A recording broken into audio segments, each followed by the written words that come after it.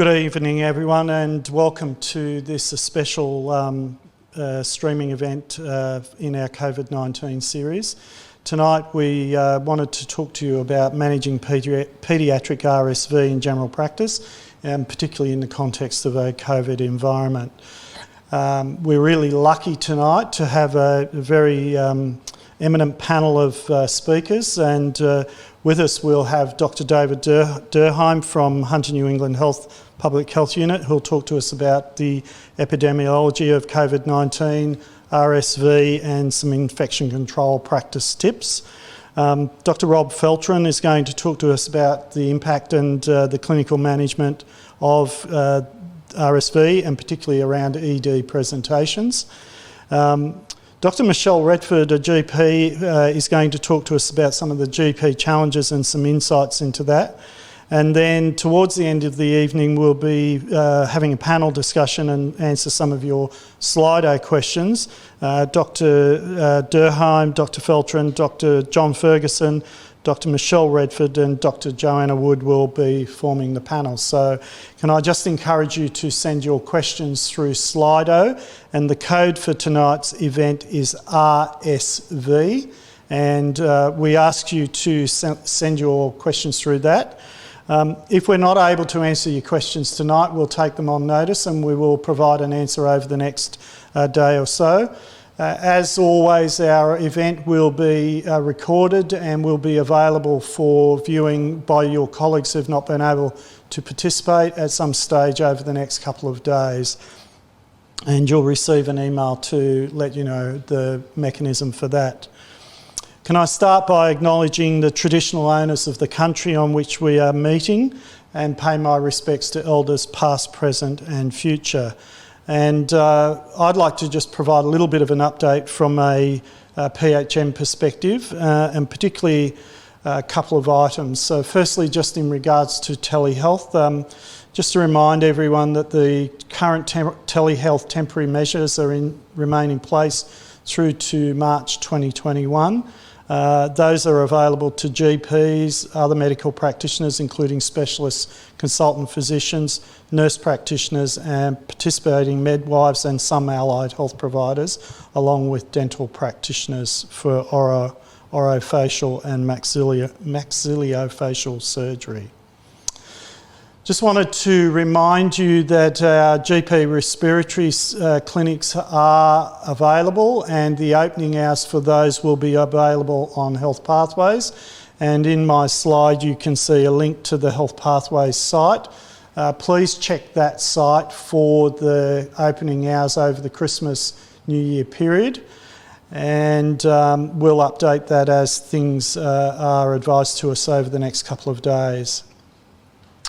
For those in the Manning, Port Stephens and Central Coast areas, we will have some additional general practice capacity through a number of practices opening for 4-hour blocks on public holidays. And again, the information on the availability of those practices will be on the Primary Health Network website from Monday of next week. Can I also remind you that Capacity Tracker is available, and we would encourage you to register for Capacity Tracker as a means of communicating with us and particularly being aware of some of the alerts that we put out. Just wanted to flag a couple of other things for you of a more general nature. The first one is that we will be undertaking a vaccine readiness survey for general practice in the next couple of weeks, and we'd encourage you to complete the survey so we can understand how we can best help you if we are required to provide vaccines through general practice. The final thing I just wanted to alert everyone to is that the PHM will be funding around about 96 scholarships for registered nurses working in general practice to undertake their authorised nurse immuniser training. And again, the information on that will be on our website within the next couple of weeks, and we'd encourage your practice nurses to apply to either us or to rural doctors if you're a rural-based practice. Thank you, and I'm now going to throw over to Dr. David Durheim. Thanks, David. Be with you all. I'm going to share my slides if this all works.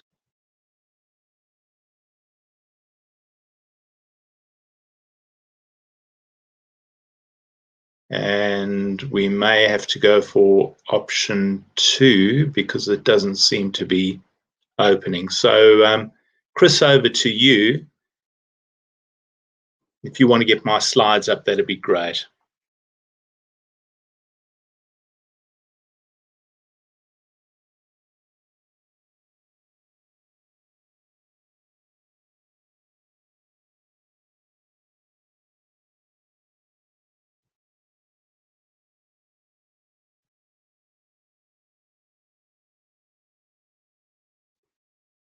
Oh, Chris, is that you or me? All right. Look, it looks like the slides are up, and so I'm going to shoot ahead. I'd also like to acknowledge that I'm actually joining you this evening from Gamilaroi country, and I'd like to pay my respects to elders past, present, and future.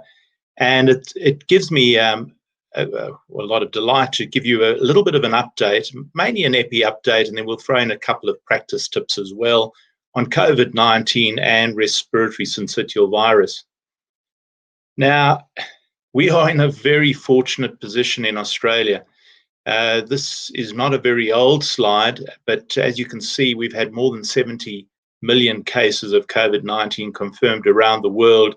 And it's very interesting. If you look very, very, very carefully, halfway between January the 31st and February the 20th, there's a little spike that used to be like an Everest when we were looking at the Chinese data. And that now is hardly visible in this incredible pandemic. You're seeing that we're into a third wave. In parts of Europe, it's a second wave. Obviously, the United States, it's never really come back to base, and they're very much in the Northern Hemisphere in a third wave. Deaths, those deaths that are directly attributed to COVID-19, and we believe this is a gross undercount, is about 1.6 million at this stage. So the Australian situation is wonderful compared to that, and that has been a collective effort. It's been I should acknowledge the politicians in this country have taken public health advice very seriously. The frontline health services, yourselves, the EDs, the intensive care units, the public health workforce have worked their backsides off, and we should pay particular note to quarantine and border quarantine and all of the work that's happened there. We always note the debacles. There was another one again tonight, but actually it's been a very successful strategy while we wait for the vaccine. This is the Hunter New England epidemic curve. I point out so we had our first case way back in, as you can see, our first local case way back in the beginning of March. But all of the orange cases were locally acquired. All of the blue cases were overseas acquired. That first wave was made up of a lot of international people coming in, Australians returning, and of course, the famed and infamous cruise ships. Then we had the spillover from Victoria, and we had a couple of clusters. They were linked to the Crossroads outbreak in Sydney. And since then, you can see that since the beginning of August, really, we've had a couple of single spikes, and these are all Hunter New England residents who've been diagnosed in hotel quarantine in Sydney. So just again, really reflecting how successful that's been. So we're in a unique situation in Hunter New England. It's been 4 months since we've had local cases anywhere in Hunter New England, which is phenomenal. So COVID is at a very, very low level. We have to remain alert. We have to realize it could spill over from quarantine or the port at any stage. We put all sorts of measures in place to prevent that from happening. We have to be alert, but we really at this stage are at a very, very low transmission level in Hunter New England. The flu tracking data is fascinating. And so this is fever and cough rates. And if you have a look at this graphic, the dotted line is the 5-year average up to 2019. 2019 is that second solid line. And then 2020 is the current year. And what we're looking at is fever and cough weekly rates. And you'll see that once those quarantine, once the public health measures, the distancing, the lockdowns were in place, flu-like illness disappeared. It came back when we started opening. So these were colds, rhinoviruses, etc. But you can see that here latterly in November, we've seen an increase in the weekly ILI influenza-like illness rates, particularly the fever and cough rates. And so you may ask, well, what's happening there? If you have a closer look by age group, you'll see that almost all of that increase is really in one age band. There's a small contribution, but it's small numbers in the 5 to 17, but it's largely in the under 5s. So almost all of that additional fever and cough, it relates to preschool aged children. And this is a little bit small, but I'll take you through it. So these are not all New South Wales labs. These are public labs, sentinel labs across New South Wales. You can see of 1.2 million PCR tests conducted between the 1st of January and the 29th of November. What I've selected is influenza A, influenza B, and RSV. And you'll see that in terms of total cases, RSV clearly is much greater than either influenza A or influenza B. And almost all the influenza A was before the lockdowns, before we implemented the COVID public health measures. In fact, there was almost nothing after the end of March, and very similarly, the influenza B. There was a little bit of RSV activity at the beginning of the year. That fell away, but may explain that little bit of a ripple. But let's have a look at what's happened in November. So you can see that almost all of the current respiratory illness explains that under 5 presentations on flu tracking at community level is due to RSV. And we're having about 1,500 confirmed tests a week in those sentinel public health labs. Similarly, what we're seeing in our emergency department is bronchiolitis presentations. This is the blue line is the 5-year trend with the confidence intervals around that. But you'll see an extraordinary increase in presentations of bronchiolitis to our emergency departments. These are unplanned presentations. And this is really the impact that RSV, respiratory illness in children particularly, is having in our emergency departments, which is very perplexing because they're dealing with all sorts of other issues, and very many of these presentations are in very, very low triage categories. So that's really, in a nutshell, an epi update. COVID, we've done a fantastic job. We have to remain alert. But we've done such a good job that COVID is really, really at low levels with no community transmission in Hunter, New England.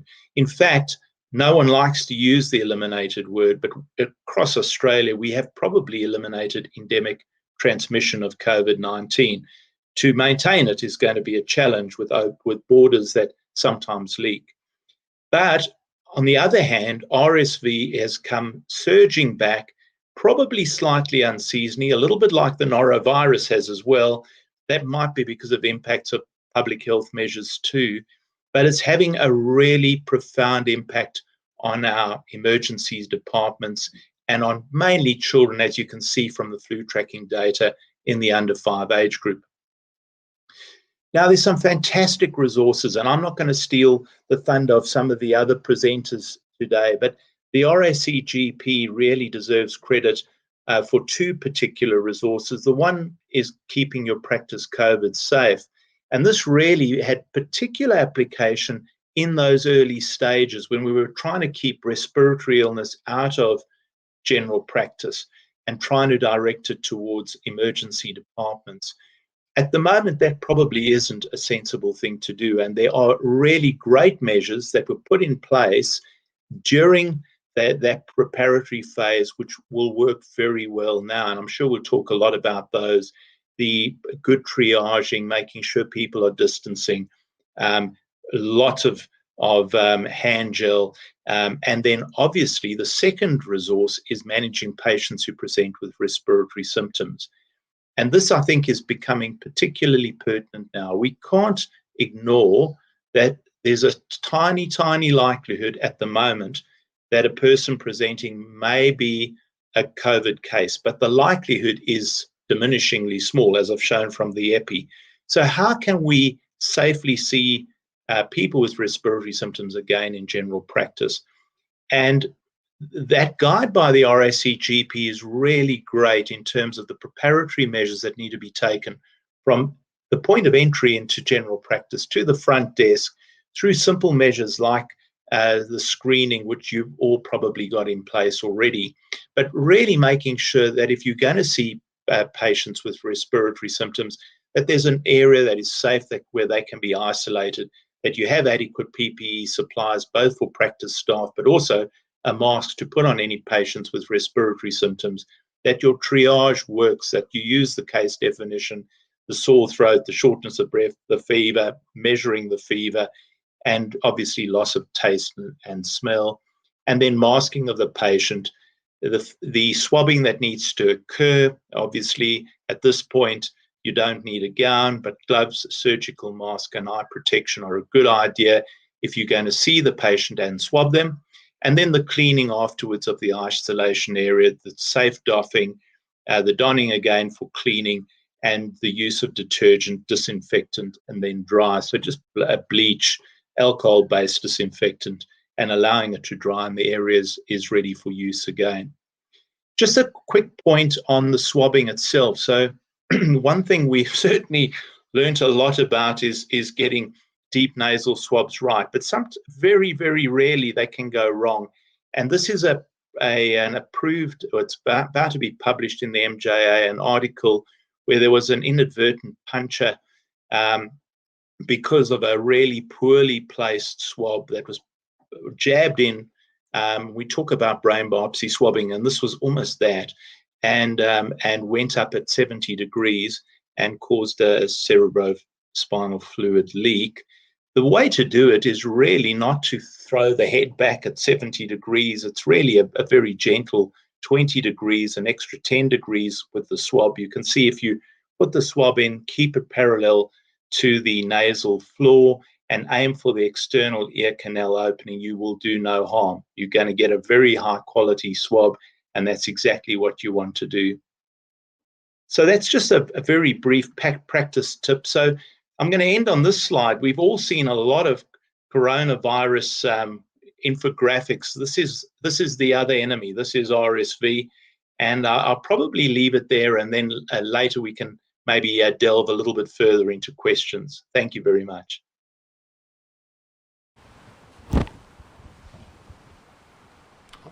Hi there, my name is Rob Feltrin. I'm a paediatric emergency physician at John Hunter Emergency Department. And tonight I'm going to just give our ED perspective of what's been happening for John Hunter Emergency.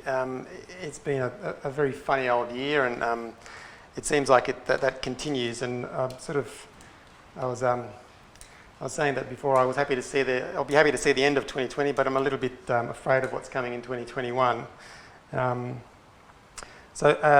One thing that we have been seeing, and David's alluded to this, is that we're seeing more and more presentations in the emergency department, and there seems to have been a spike in the November, December period, so much so that we're seeing on average 90 patients per day.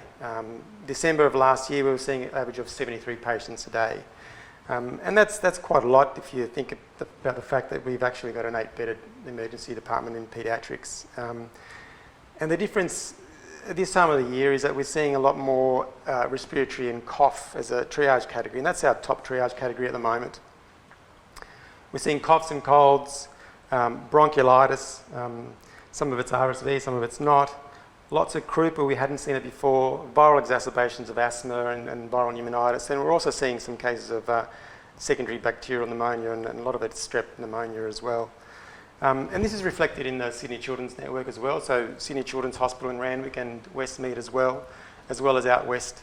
And it seems like we weren't as clever as we thought we were. With isolation, we thought we'd missed out on the flu season and the bronchiolitis season, and certainly we were putting a lot less kids on high flow during winter, and it seems to have just presented a little bit later. So I'm not quite sure what's in store for us now, but it seems like this is an upward spike of a respiratory season. So this is a bit of a rough graph, and I'm not the graph guy, my maths isn't that great, but if you just look at the green line, that's 2020, so that's been this year. The red line is 2018, and the black line was last year, 2019.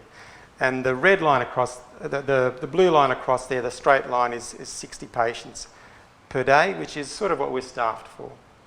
And you'll notice with the green line of 2020 that we saw a massive drop in presentations during the COVID isolation, and that's when people were afraid to come to the emergency department. And then slowly we've sort of getting towards normal, and then there's a bit of an upward spike. And you'll see the little grey lines there, and they're peaks, and they're sort of hitting around 90. Now I'm not quite sure what the graph's doing there, but if we're at 90, we should be a little bit higher than that. But that's the trajectory that we're seeing at the moment.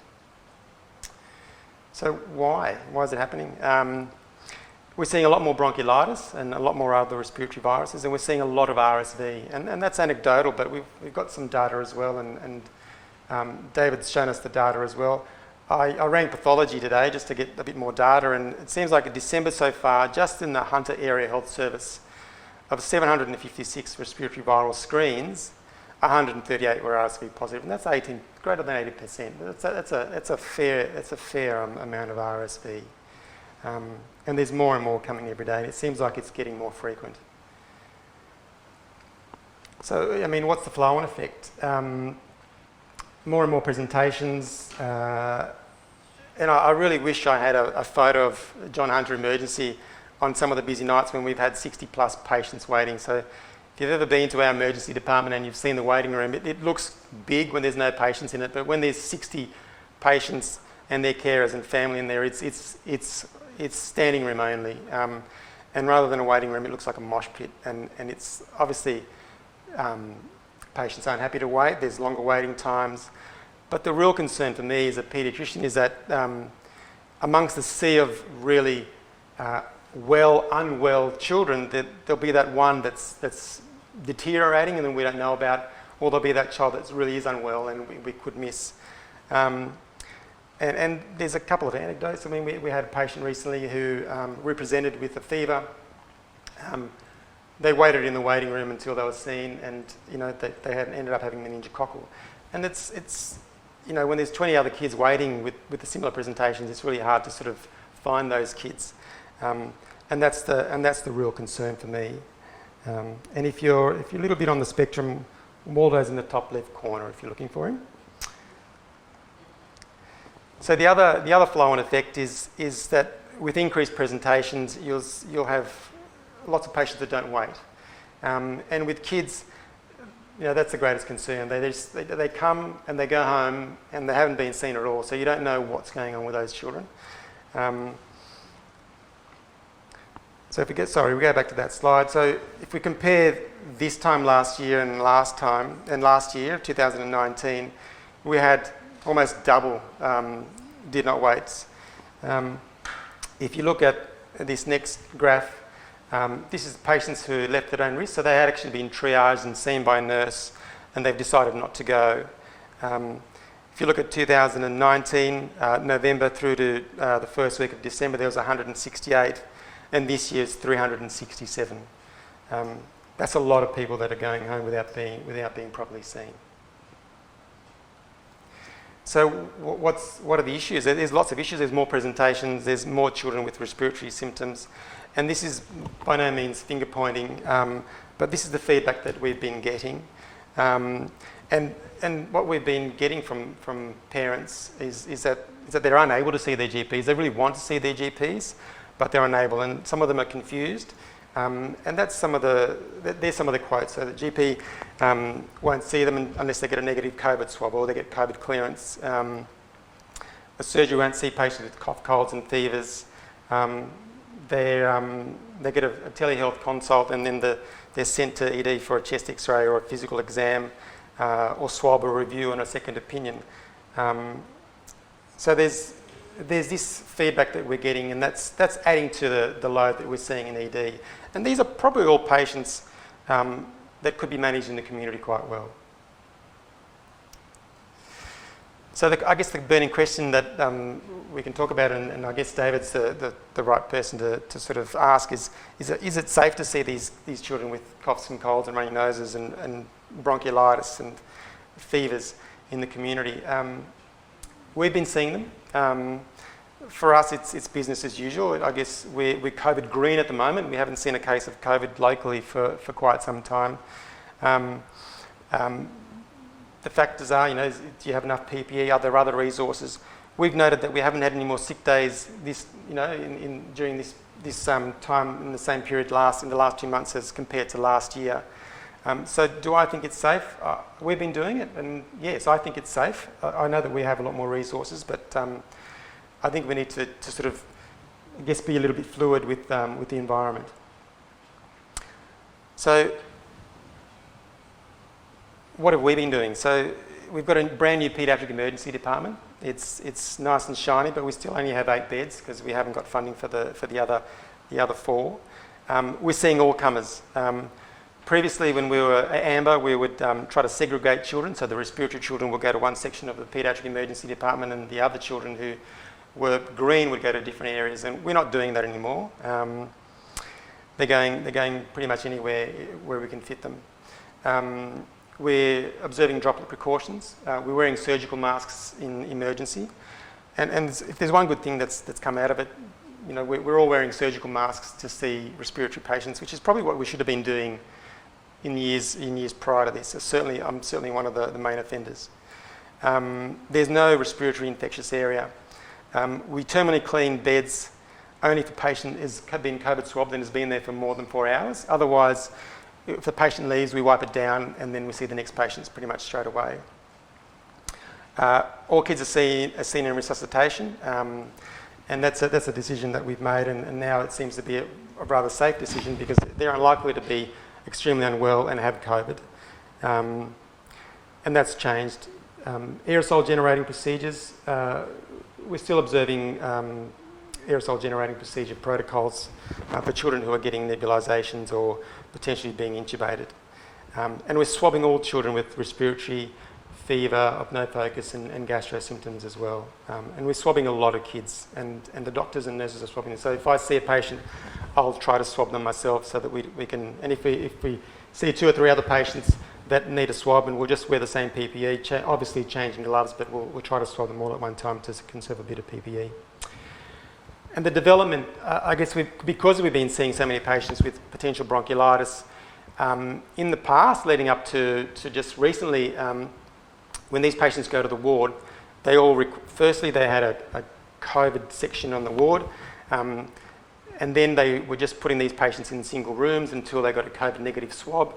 And with all the presentations that we're seeing, we're actually looking at cohorting all patients with a clinical diagnosis of bronchiolitis. So back to business as usual, and that's something that's we're looking at with the Children's Hospital at John Hunter, and it looks like it'll probably have to happen because some kids are waiting in our emergency department for hours and hours, waiting for a COVID swab because there's no single rooms on the ward with all these increased presentations. I did say that I didn't really want to teach grandma how to suck eggs. So this is a very broad management of bronchiolitis, and I can answer some questions, but I'm mindful of my target audience, and you're all experienced clinicians, so I don't think I need to teach you how to manage bronchiolitis. It's a viral infection. RSV is just one of the viruses. There's a spectrum of illness, and that's the way we look at it in emergency as well as you would in the community. And the treatment is purely supportive. So, do we need respiratory support? And that can be something as simple as clearing out the nose so they can feed properly and breathe properly in the younger kids. And do they need support for hydration and nutrition? And obviously with the little ones, always, A, B, C, and don't ever forget the glucose. And basically, we're following the Australian bronchiolitis guidelines from Predict, which was put out in 2016. So I'm more than happy to answer some questions. I was asked to provide examples of guidelines. We're pretty much using the Royal Children's Hospital of Melbourne guidelines, practice guidelines for most things. And this is really easily accessible, and I'm sure a lot of you are accessing these for your management of children. If you look at the guidelines and you haven't looked at them for a while, you'll see that some of the disease categories will have something called PRC next to them, and that's Paediatric Improvement Collaborative. And this just means that the Royal Children's Hospital are providing guidelines which are being used from Tasmania all the way up to and including Queensland. And it's an ongoing process. And so over the next couple of years, we'll all be using the RCH guidelines all the way along the eastern seaboard. Along with the guidelines, there's fact sheets. So there's bronchiolitis fact sheets, which you can provide to your patients, or the patients can get online and find these themselves. And it just gives them an idea of what to expect at home, how to manage bronchiolitis at home, and what are the things to look out for, and when should they present to see you again, or when they should come into emergency department. So if there's any questions, I think we'll probably answer them at the end. But I guess the main thing is, I think during this pandemic, the main thing that we've learned is that we need to listen to public health experts, and we need to be really fluid in how we manage our patients. So thanks for your time.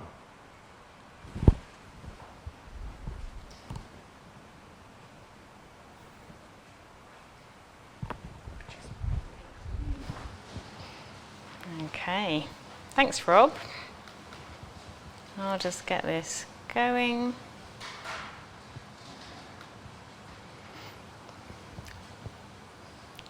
I'm good to go? Am I? Good? Okay. Hello, my name's Michelle Redford. I'm a GP at Black Butt Doctors in New Lambton, and I've recently also started a new little role being a GP advisor to the PHN COVID recovery team. So today is not really within that PHN remit, that's quite specific project work, but I'm here more to talk to you as a colleague, and I'm very much talking from my own perspective as an independent contractor who works in a group practice in an urban environment, a couple of kilometres down the road from the John Hunter, and I'm not pretending or offering sort of a one-size-fits-all solution to all of my diverse colleagues out there who are practicing general practice in all sorts of environments and with all sorts of challenges. So I thought I would just do a little preamble there. So I just want to start with a big thank you, and that's thank you to the PHN for having us at short notice, and a thank you to my co-presenters, but also to all the GPs and practice teams out there who have survived this year of COVID so far, and we are nearly there. And also to all of you who are here on a Wednesday night just before Christmas, when I'm sure you all have lots of other demands on your time. So thank you for taking the time to come and look at how we can care for our patients and to join in and ask questions, and we're happy to answer them at the end. So I'm just going to start with a little bit of a year in review. I think I'm giving really a GP perspective, not on managing bronchiolitis, because I think you all know how to manage bronchiolitis, but more about organisational structures and triage and those sorts of things. And again, this is just what we're doing, not some kind of pattern, if that makes sense. So I thought to really say where we are now, we need to see where we've been, so this is where we've been. Sorry, it's very much where I've been, although I think we have lots of common threads running through it, because I think a lot of us have had the same sort of experiences. So we came into 2020 off the back of the bushfires. A lot of our rural colleagues were significantly more affected than we were, and certainly some patients were much more significantly affected. And then this news of novel coronavirus starting in China. By February, I sort of had the New South Wales Health Update page on, on standby at all times. We had notices up on our door. We had an isolation room established in the practice. We reorganised ourselves, and we were scrabbling around trying to get hold of PPE. I don't think we were the only ones. By March 2020, can we just stop and have a little think about March 2020 in general practice? So we ran out of masks. We couldn't get hand sanitizer, we were phoning around, we needed to learn about ViraClean, we wanted our patients to stay home, lots of external messaging was telling patients to see their GP, we wanted them to phone us, we started doing privately billed phone consults before we could get a Medicare rebate for that. And then Medicare rebates came in. All the GPs remember they were compulsorily bulk billed initially and restricted to certain groups. So that was the context. GP practices were under significant financial stress. I speak from my own practice, but I know a lot of other practices were very much under financial stress. Around this time, I started to get most of my information from GPs Down Under, which is a closed GP Facebook group. If you want to join, if you're not already in, it's a good source of information. We started to establish respiratory clinics, which we call Blue and Orange. I'll come to that later. And Ruby Princess happened, which David spoke about earlier. The borders closed. The schools eventually closed. We all started trying to teach our children at home. I had a near miss, which is why it says D is for danger, where I attended an MVA outside the surgery and with gloves on, but no other PPE, along with all the other emergency services, although I was there before the AMBOs. And the patient later claimed that they had COVID, which was delightful. Turned out to be a false alarm, but it did focus our attention very much on the D is for danger and made us rewrite our whole emergency management protocols and our resuscitation protocols. We learned how to use Zoom and also Skype and House Party and slightly Teams, but not so much. And we had major phone issues. We had to get new phone lines. Our phones just were running off the hook. So that was my experience of March. I suspect people had similar experiences of March. And then it calmed down a bit. We started working from home. We had to work out how to do prescriptions and pathology requests and radiology requests and send stuff to patients and email them, and were we allowed to, and how does that work? We experimented more with different video platforms for telehealth, and then we started flu vaccinations, everybody, didn't we? That was marvellous. That went on through April and May and was a significant strain on resources. Some other things started to happen. We had some more local testing. The drive-through testing at the stadium stood out for us. That was a major thing for our community. That was really awesome. And schools went back, everyone breathed a sigh of relief, and then started catching rhinovirus. June, we got hit with the opioid changes, which is probably outside the scope of this talk, but that was another major challenge for general practice. By July, we were calming down a bit. We got in a bit of a groove. We had worked out a bit how to do telehealth, and then we started to have some local cases, and everything flared up again. We went to an amber alert, compulsory mask wearing throughout the practice. Then we had the local cases 2 kilometres down the road at local primary school in August, not primary school, high school in August, and everyone was wearing masks in Bunnings by then. We all learned how to make face masks as well. By September, and coming into this phase really, we started to see an awful lot more mental health presentations. We all got a bit sick of screens and really wanted to start connecting with each other. We're still dealing with uncertainty about telehealth rebates that got resolved with the budget in October. We switched to private billing then, so that our fee structure is exactly the same, whether it's telehealth or telephone or face-to-face. And 10 additional psychology sessions were covered under Medicare, which is fantastic, but of course we can't get a psychologist very easily at the moment, and we have a chronic lack of psychiatric cover, certainly, I think throughout the whole region. So the mental health continues. And then last month we went to green, happy days, and RSV came along. So that's where we are now. I think it's very important to know that we are not now in March. We are in a low COVID environment. We're very grateful for that. That comes down to what David was describing about the public health response, the state and federal response. And we're not in March. and we will never be there again, because we will never have to do that amount of work again, because we're prepared now. We have skills that we can use. We can use telehealth skills. I can print a script at home. I can send it by email to a pharmacy. It's a marvellous thing. But that comes with teamwork, and that's not just within our small practice teams, that's within our wider teams. You know, the PHN has come to the fore, and you know, more partnership. There's an opportunity for more partnerships and more working across traditional healthcare boundaries. At the same time, we've lost lots of our connections. You know, we don't go to our HMRI meetings and have a coffee together and talk to other GPs who might or might not be doing similar things. And so our connections have had to go online. So once again, I commend GP Down Under, but also the Hunter GP Association, which is your local group, or if you want to get involved with the college, or you just want to make some friends at a neighbouring practice. I think general practice is a very lonely job, especially if you're in a room all day on your own doing telehealth, and I think we need the connections. So we still face considerable uncertainty. We're general practitioners. We can do uncertainty. It's okay. It's okay.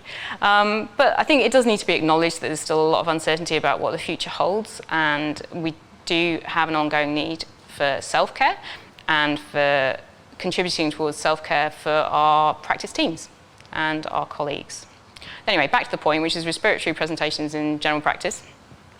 So this is the context. We've got some significant capacity issues in general practice, certainly speaking from my own perspective. Look, it's very difficult to match capacity to demand. You can't have an independent contractor standing there all day, not doing anything, not earning any money. At the same time, we're trying to manage all the long-term conditions that maybe people didn't present so much during lockdown. And again, the mental health load, which I keep coming back to. So what else is tricky? So systems issues, you know, you have to have a full system to keep your waiting room safe. You can't just do a bit of a system. You have to have thought about all the different aspects of the system.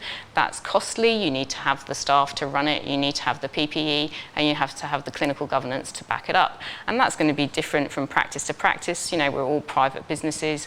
Again, it's not a one-size-fits-all approach. And that feeds into the PPE supplies. We've got to buy them ourselves, order them ourselves, stock them ourselves. I know the PHM will step in if we're absolutely desperate, which is fantastic.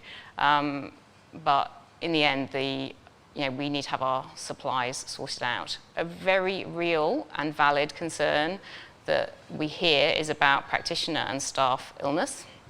And that's not just about COVID, that's about catching other respiratory viruses, and that's going to be partly dependent on practitioner vulnerabilities. You know, if you happen to be someone who's living with a long-term condition, then yeah, you're going to want to take more precautions than maybe someone who isn't. You know, this came to a head for me. I caught rhinovirus off the 13-year-old after she'd gone back to school, and had to have a week off work, which, you know, I've been doing this a long time. Like, we just used to always be there. We had presenteeism, you know, we were always there when we were sick, and that just isn't okay anymore, and it's not going to become okay.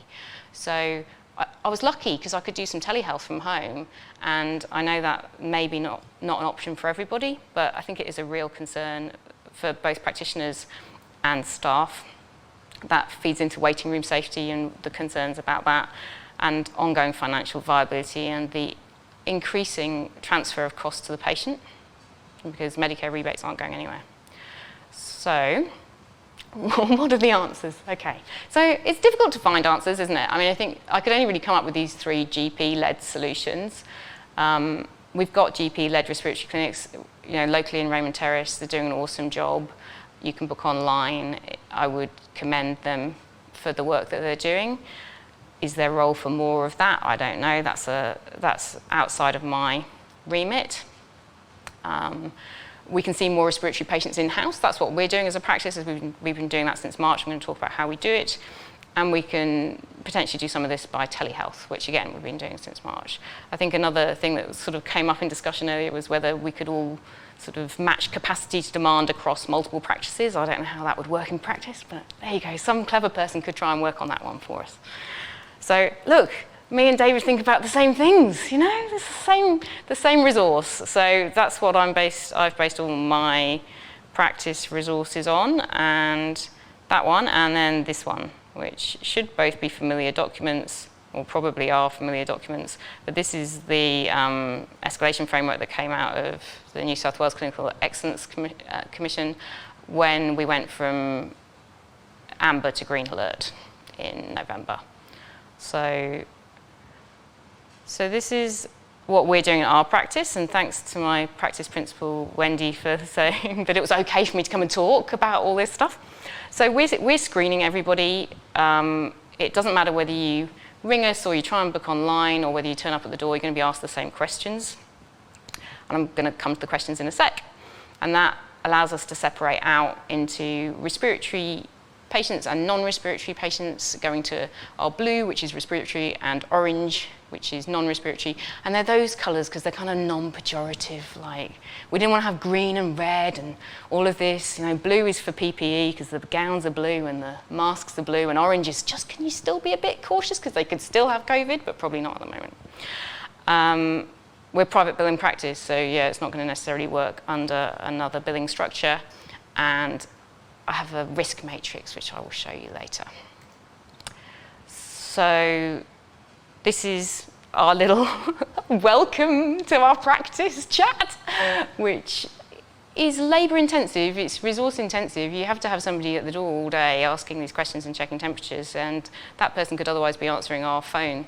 But at the moment, that's how we structure it to keep everybody safe and to keep our waiting room as safe as we can. So if you try and book online, you'll be asked those questions. If you screen positive, you'll be prompted to book a telephone consult with a GP.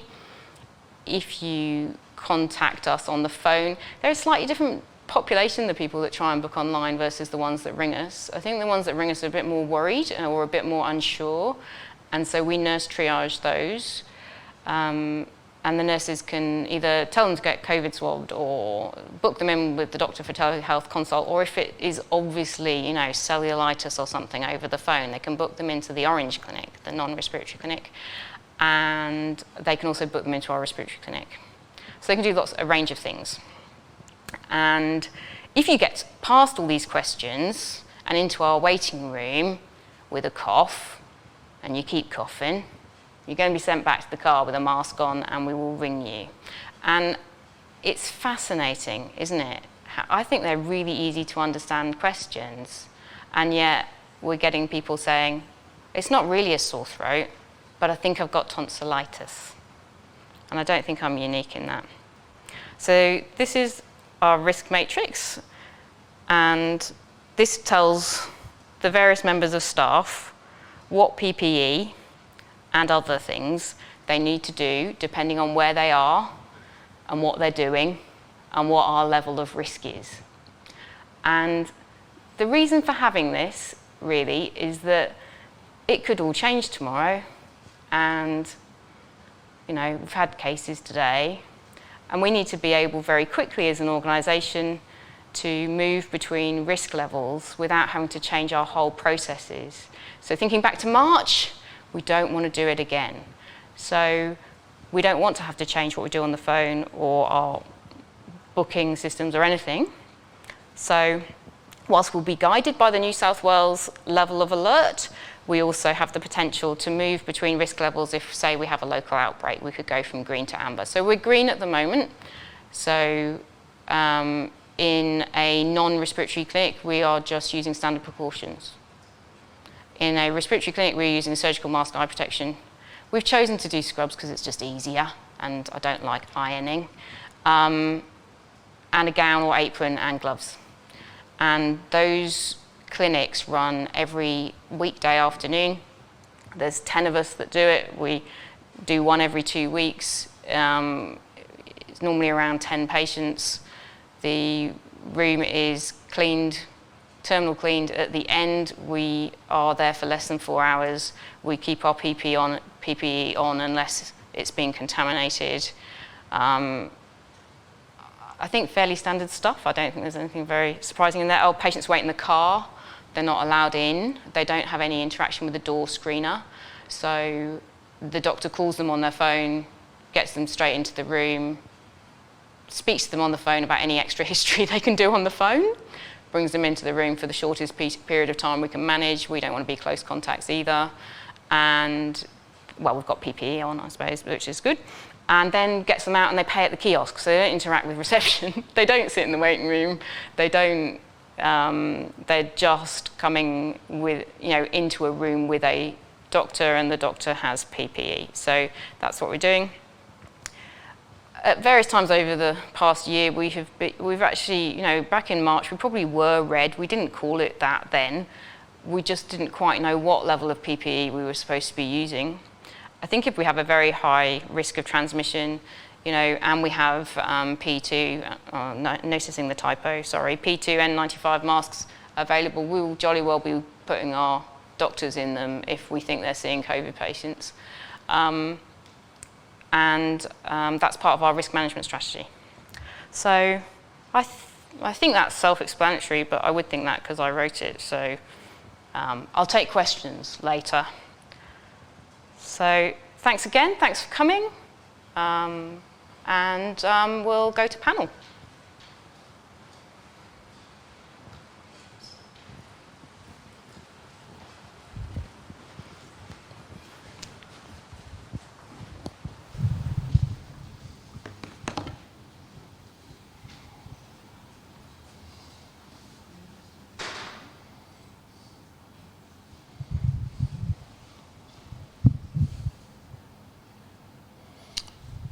Good to go.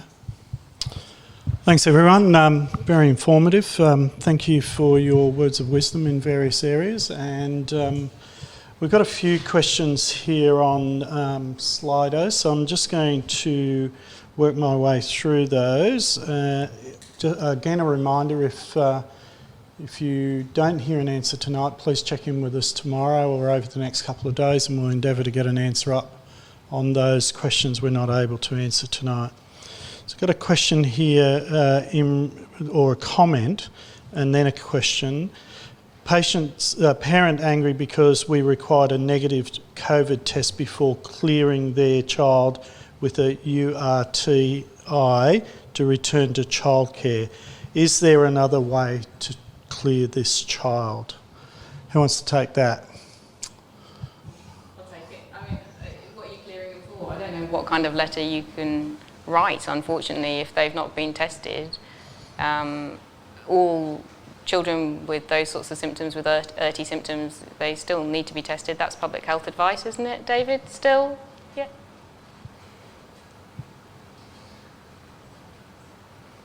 Bill, I think it's one of the things that's not going to change back. So childcare, kids were dumped at childcare whether they had gastro, and it was starting to ease, but certainly not with 48 hours symptom-free. Similarly for respiratory illness, so they are required to show evidence that they are clear. So evidence of COVID negative and 48 hours symptom-free. 48 hours symptom-free for diarrhea. Just trying to work through these. Anna's made a comment that we need a public health campaign to ask all children under 5 if URTI, fever, get a COVID respiratory test early, if there are early symptoms, if need, RV, already known to be COVID negative. So do you want to talk about campaign, Michelle? Seeing as you were on camera today. Yeah, so I did a little bit of talking for the PHN on some sort of holiday stuff, about you still need to be swabbed, and if you're well, stay home, make sure you've got your scripts and make sure you've got some Panadol and all those things. So I think the message is sort of fading, and we're getting increasing resistance in primary care to having children swabbed. There's a lot of this, oh, I've got the same thing and I was swabbed and I've not got COVID and I don't want to take my 12-month-old to be swabbed. And I understand that, and I think parents, they've had a lot to deal with and they're struggling sometimes to access services. I acknowledge all of that, but I think as clinicians, our job is still to reinforce those requirements, that we still expect them to be swabbed. Yeah. Jo? Well, no, I think that's very much in line with what I was thinking. It'd be interesting to see what Dave comments on that. You know, what level of testing we need to see in the community to maintain our confidence that there is no undetected community transmission. I know that our Hunter New England levels have dropped right down to 10th out of the regions compared to where we were much earlier in the pandemic, where we had really fantastic testing rates. So, I mean, I have confidence at the moment that we have no community transmission, but I imagine at some point, if our testing rate dips too much, we won't have that confidence anymore. It's a great point. Look, in October, it was much easier to accept it because in October, clearly there was very little respiratory illness around. But now with respiratory illness, clearly from the community flu tracking data, we would expect higher rates.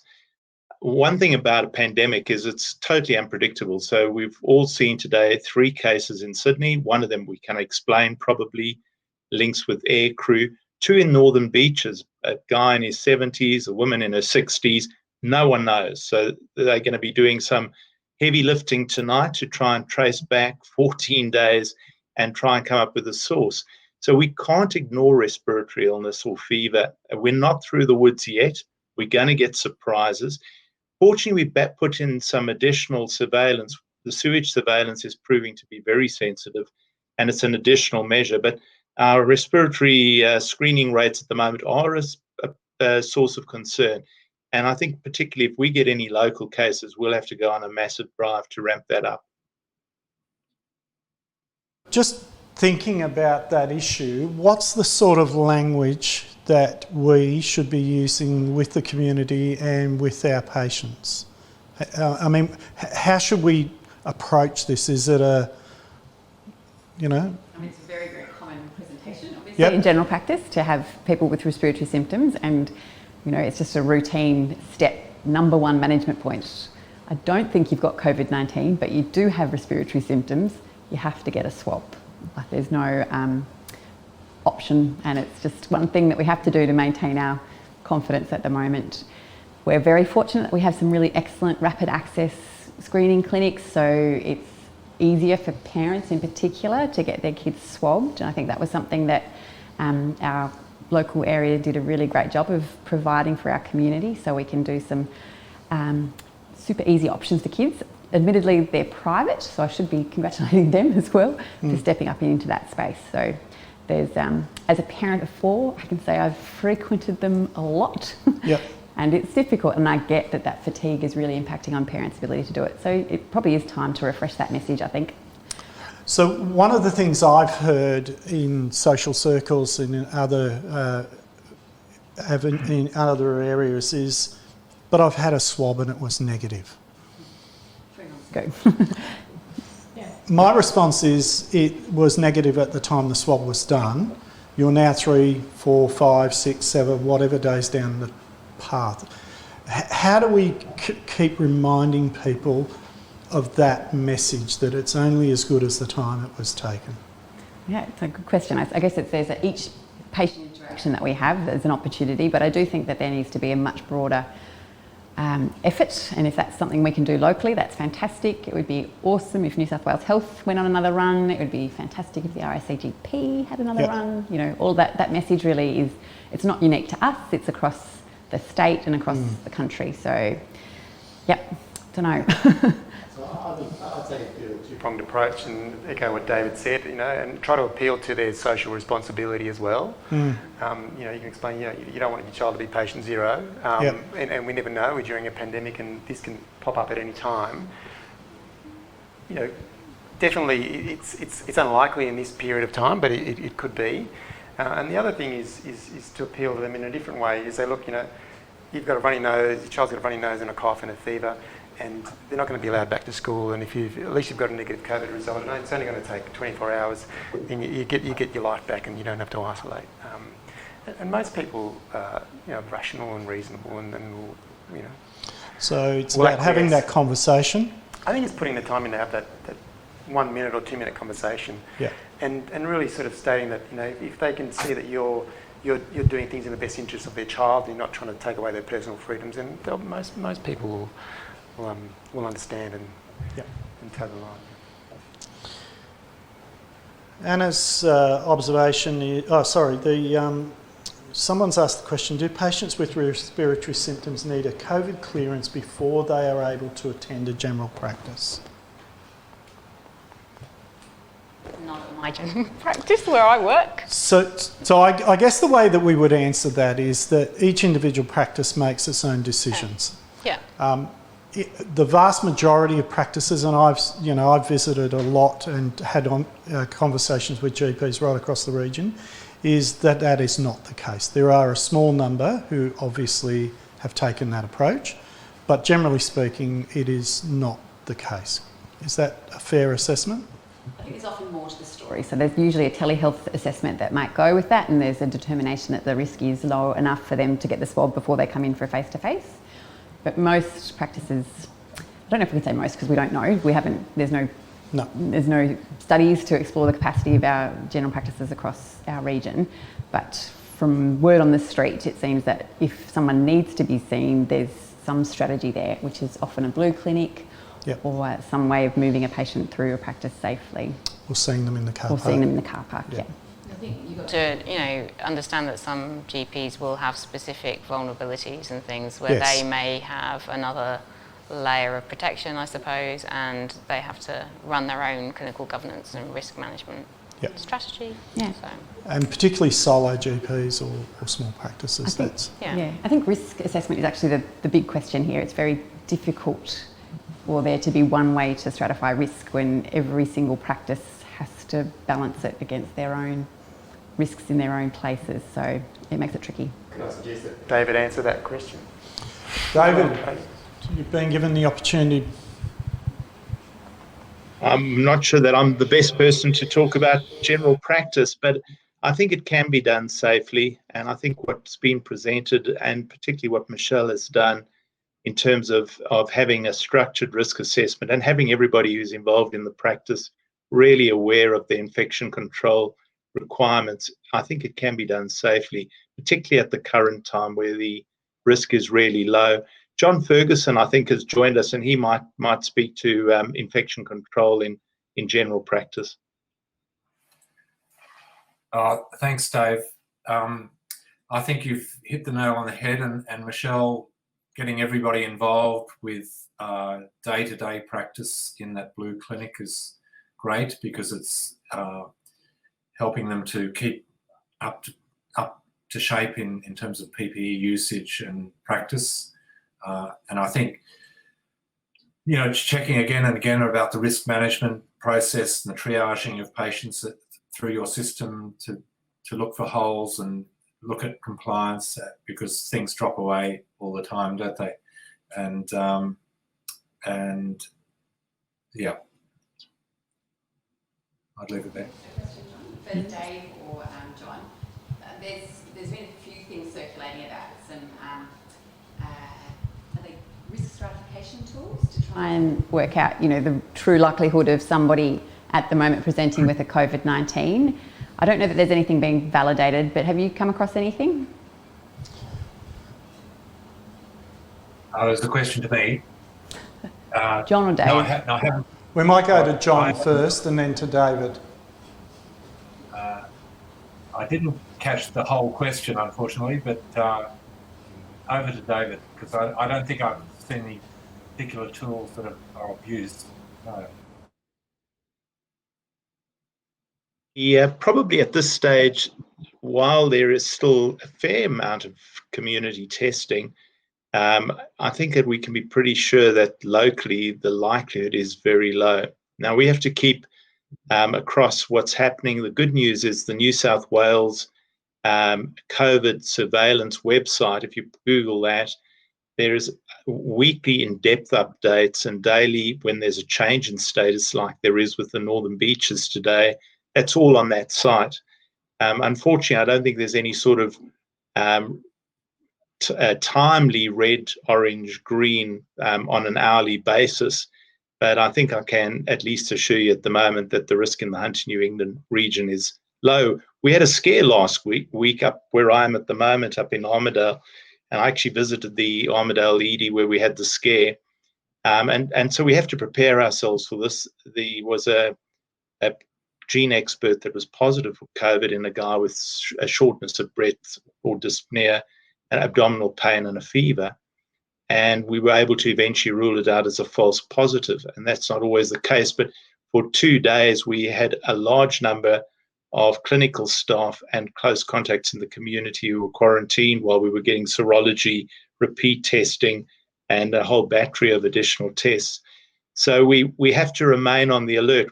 Until we have a well-vaccinated population, and clearly there's going to be an awful lot of time and effort put into that by all of us over the next 6 months, we just need to be on the alert that every case of respiratory illness, we should treat it with respect, but the background risk at the moment is very low, and the likelihood of it being RSV, you saw the numbers from the lab, versus COVID is at least 1,000 and probably a couple of thousand to 1. Thanks, David. Michelle, this is a question for you, and it relates to the kiosk that you mentioned in your practice.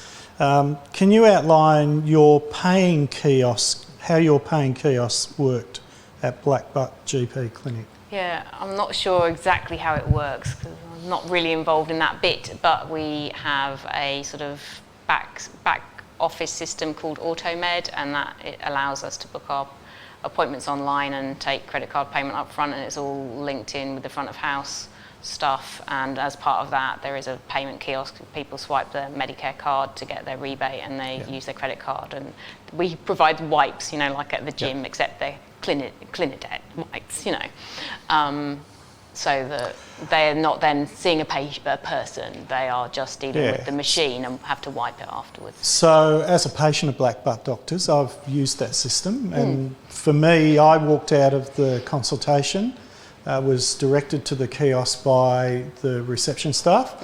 There's on-screen instructions. I basically followed the instructions, put my Medicare card in, then put my debit card in, walked away, job done, and someone was behind me wiping the screen, as you say. So from my perspective, a fairly safe and efficient way to do it. So how long have you been using that? Well, the kiosks came in, I think, also in March. So that was another adaptation, but the whole move to AutoMed was a big thing that we did last year, and that is our results management, and we can send people SMSs, and there's a whole lot of stuff behind that that it all integrates. So that's... And from a practice perspective, that's worked? Oh, yeah. I mean, it took a lot of input and working out how we would run our recall, but it's how we have safe recall and results management process. So yeah, I mean, I think it's been really successful. I'm not paid by AutoMed in any way, shape or form, but we wouldn't be at all keen to switch to anything else because it does what we need it to do. Excellent, thanks for that. An observation from Dr. John Goswell, and I think this is directed at Rob. 60 patients plus support people, roughly 120 people in one small waiting room at John Hunter ED for perhaps 6 hours each. A major issue for the transmission of RTI? It's a major issue for lots of different reasons. There's no social distancing. There's no capacity to move people around. If with young kids, we'll sometimes put the neonates or the little babies in the chapel. It tends to be empty most of the time.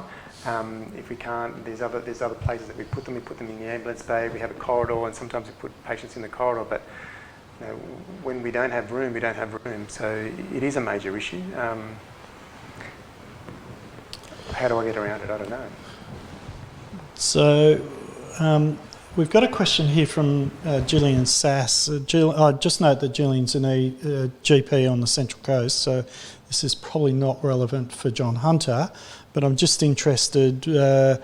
Gillian says, we've reviewed children in our GP clinic who've been to an ED, diagnosed with croup and not tested, and discharged from the ED. Thoughts, comments? So I think that any child with respiratory symptoms, or any patient with respiratory symptoms, should have a COVID swab. And I think most people would know that. I think that's a miss. I think that's wrong. Those are all the questions we've got. So what I'd like to say now is thank you to our presenters, Dr. David Durheim, Dr. Robert Feltrin, Michelle Redford, Joanne and John Ferguson, who's joined us right at the close. So thank you again. We very much appreciate it. We acknowledge that this was done in very short time, and I would also like to just say a huge thank you to Charles Broadfoot, our CPD officer, who's pulled this together very, very quickly. Thank you very much, everyone, and good night.